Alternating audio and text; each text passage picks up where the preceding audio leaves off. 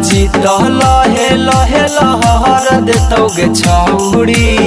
लाला जी तो लहे लहे लहर देतौ गे छौड़ी। अगे जादू जी तो धर के रगड़ देतौ गे छौड़ी। जादू जी तो धर के रगड़ देतौ गे छौड़ी।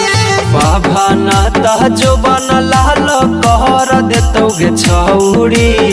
बाबा नाता जो बन लाल कहर देतौ गे छौड़ी। अगे जादू जी तो धर के रगड़ देतौ गे छौड़ी।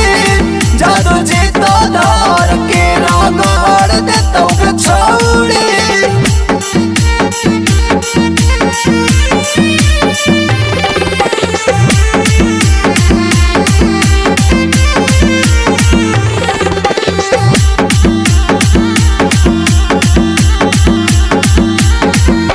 बाड़े जी से तू रहा गे बचन त डाल दे तो लहंगा में रंग हचहत। कुशवाहा जी से तू रहा गे बचन त डाल दे तो लहंगा में रंग हचहत।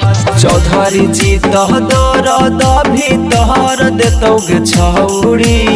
चौधरी जी तो दर भी तहर देतौ गे छौड़ी। अगे जादू जी तो धर के रगड़ देतौ गे छौड़ी।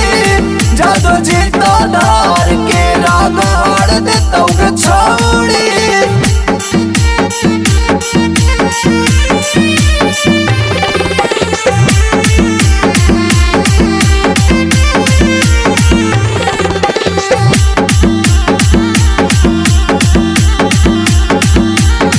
चौहान जी के छौड़ी न बुझै तू कम न त रंग देतौ गलिया जे ह कौन रंग।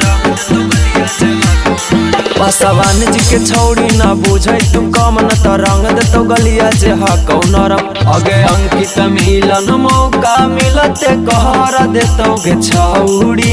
पंकज रतन गिरी तोरा पकड़ लेतौ गे छौड़ी। अगे जादू जी तो धर के रगड़ देतौ गे छौड़ी।